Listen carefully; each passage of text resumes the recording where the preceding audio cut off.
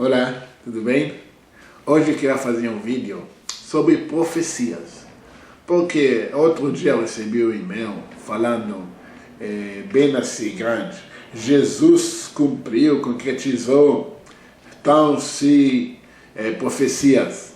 Aí lá foi citado os 10 profecias que ele fez. Aí eu queria só analisar um pouquinho essas profecias. Primeira coisa, o que significa? O que é profecia? Vamos ver a definição do dicionário. Profecia, previsto futuro, capacidade preditiva, adivinhando, Espírito Santo, a palavra de um profeta, adivinhar o futuro, aí vai. Essa que significa profecia. Agora, a primeira que está em destaque, interessante, o primeiro fala assim: nascido de uma virgem, de acordo com Isaías,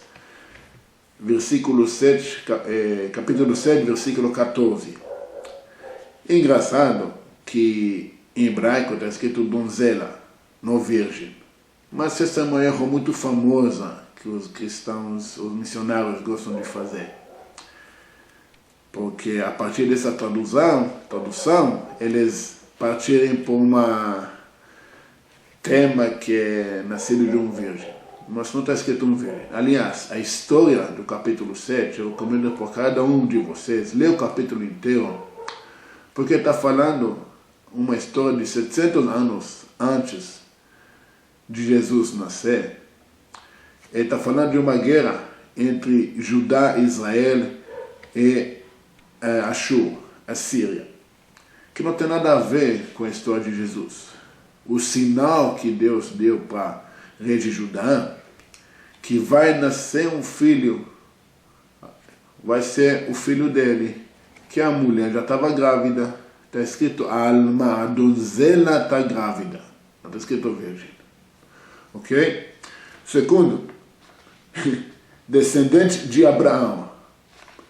Que profecia é que isso? Essa é relativa a mais ou menos, vamos pensar, 2 bilhões de pessoas do mundo. Os árabes também são descendentes de Abraão.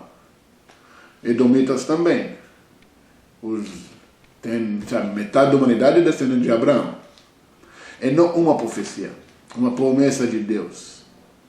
Que para Abraão, que a descendência dele vai ser igual às estrelas. Então, tantas pessoas que vai ser difícil contar. Da tribo de Judá. Ok? Essa, óbvio, se o rei Davi era da tribo de Judá, então o descendente dele tem que ser da tribo de Judá. Mas uma coisa importante, na época, todos eram da tribo de Judá. Quem não era levita, era da tribo de Judá. Porque depois do primeiro exílio, nós sobraremos 10 tribos. Só a tribo de Judá sobrou. Então, de novo, essa não fala de uma pessoa determinada, essa fala de uma multidão. Da casa de David. Óbvio, essa está falando do rei Mashiach. O rei Mashiach tem que ser da casa de David. Para reinar, ele tem que ser pai por filho. Tem que ser rei. Não pode ser pela mãe. O reinado, como que eu falei nos outros vídeos, que o rei Mashiach, o rei tem que vir descender de pai por filho. Como que de acordo as linhagens que tem no livro, no Novo Testamento, está escrito que é o filho de José. Mas José era pai adotivo dele. Não era o pai dele, mas também isso não vale para reinado. Essa é a lei judaica, tanto que Jesus era judeu. Só que tem outro problema. Como que eu posso ter certeza que ele é descendente da casa de Davi, se tem 2 linhagens, como que eu já falei nos outros vídeos, que são 2 linhagens totalmente diferentes um do outro? Como pode ser isso? Qual linhagem é certa? Qual linhagem eu posso confiar ou não? Então já é uma coisa que a profecia que não é bem claro como que a gente acha. 5. Nascido em Belém. Ok? Ele é muitas outras crianças.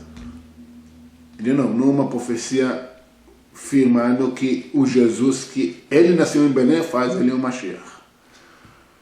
Não significa nada. Até hoje em dia tem pessoas nascendo em Belém. Todo dia.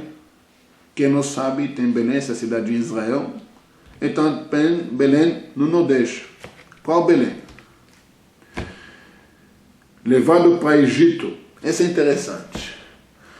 Porque aqui ele fala de acordo com Oséias 11, versículo 1. Aí fui ver o versículo. O que está escrito lá? Quando Israel era menino, eu o amei, e do Egito chamei meu filho. De quem está falando esse versículo? Que o Novo Testamento, os missionários baseam tanto, que fala que a profecia fala de Israel, falando da saída do Egito, quando Israel era menino. Não Jesus, não é?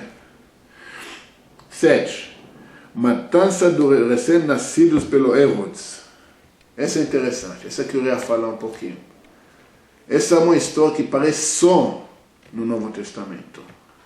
Essa história que não aparece não nos escritores do Joséfos Flávios, que ele, na verdade, não escrevia nada em favor do Herodes, ele não era um dos maiores admiradores dele. Não está escrito também pelos escritores romanos da época, que nós temos essas escrituras. E não está escrito no Talmud também, que está contando tudo o que aconteceu na época da destruição do templo e do Herodes. Agora você fala, não, mas os anciões deletaram isso para não mostrar que Jesus é blá, blá, blá, blá, blá. Gente, o negócio é muito simples. Você tem várias fontes que não eram em favor nenhum dos judeus. Nem podiam escrever isso. Porque não está escrito em nenhum lugar fora do Novo Testamento. Mais ainda, eles baseiam essa profecia no Jeremias 31, versículo 15 a 16. Que está escrito, assim diz o Senhor, uma voz se ouviu em Ramá, lamentação, o choro amargo. Raquel chora os seus filhos. Não quer ser consolada quanto aos seus filhos, porque já não o existe. Ok, essa é a história, a profecia do Jeremias, que contando como a Raquel, a nossa matriarca, estava chorando, quando os crianças, os bebês foram mortos pelo Herodes, mas quando o povo judeu estava saindo para exílio na Babilônia, que o Jeremias era profeta que acompanhou o povo, que levou eles. E uma forma de consolidar eles, e contou para eles uma profecia, que ele viu a nossa mãe, nossa matriarca Raquel, chorando para os filhos dela, saindo de Israel.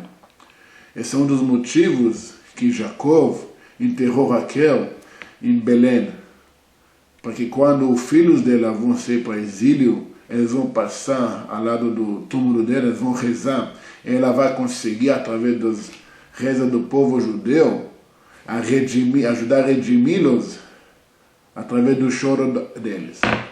Então, de novo, não é uma história que bate com nossas escrituras. 8. O Espírito Santo acima dele. Esse eles falam que é acordo de Isaías 11, 1 a 3. Porque brotar um rebanto do tronco de Jesse e das suas raízes um renovo fortificará e repousar sobre ele o Espírito do Senhor. O Espírito de sabedoria, de entendimento, o Espírito de conselho e de fortaleza, Espírito de conhecimento e de temor do Senhor, e deleitar-se o temor do Senhor, e não julgar segundo a vista dos seus olhos, nem repreender segundo o ouvido dos seus ouvidos. Ok, essa é uma profecia do Isaías que fala do rei Mashiach. Mas como que eu posso ter certeza que fala de Jesus? Vamos pôr, se sou pessoa que viveu 10 anos antes que Jesus apareceu. Como que eu posso ter certeza que esse versículo fala de Jesus? Fala de descendente da casa de Davi. Não fala de uma pessoa específica. Não, ele fala que ele tem que fazer isso, isso, isso. Aqui está falando que coisas que Jesus nem fez. Ele não jogava, ele jogava as pessoas de acordo com os olhos dele, de acordo com os sentimentos dele.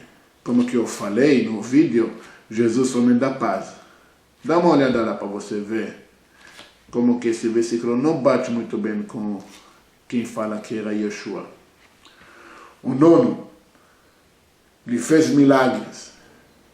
Sim, ele andava acima da água, transformava pão em vinho para a multidão, curava pessoas. A minha pergunta é isso, aonde está escrito, em qual profecia, que o Mashiach tem que fazer milagres para se considerar Mashiach? A gente não tem nenhuma profecia disso. Aliás, está escrito não necessariamente tem que fazer milagres.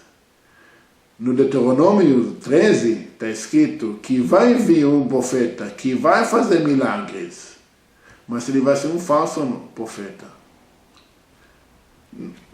A gente não discorda que ele fez milagres. Meus amigos, até hoje nós temos grandes rabinos, hoje em dia, que fazem milagres muito maiores do que Jesus fez. Então isso não é uma coisa muito espetacular. Não é profecia de quem quer ser Rei Mashiach. 10. Fala que ele vai purificar o templo. É bom saber que uma forma de purificar é destruição total do templo. Então também não é uma coisa que ele cumpriu. 11. Entrar em Jerusalém montado sobre um jumento. Ok. Eu também posso fazer isso. Vou pegar um jumento e vou entrar em Jerusalém. Isso me faz Mashiach. É muito simples. Agora, esses são os 11 que eu recebi. Nesse flyer assim que eu recebi. Só que eu recebi também um e-mail falando que tem mais de 300, mais de 400, mais de 600. O detalhe não é muito claro. Mas uma coisa que eu percebi, que para vender o peixe, eles têm que aumentar o volume, não é? Imagina você pega um produto de limpeza, ele está escrito na propaganda, ele tem 1000 funções. Uau, 1000 funções? É o quê? Limpa a mesa, limpa a janela, limpa o chão, limpa a cadeira, limpa isso, limpa isso. O mesmo produto de limpeza, mas ele limpa tanta coisa. A mesma coisa com essas profecias. Quando é uma profecia, você sabe que é uma profecia. Quando não é uma profecia, aí ele está muito esforçado a vender o peixe, não é? Obrigado.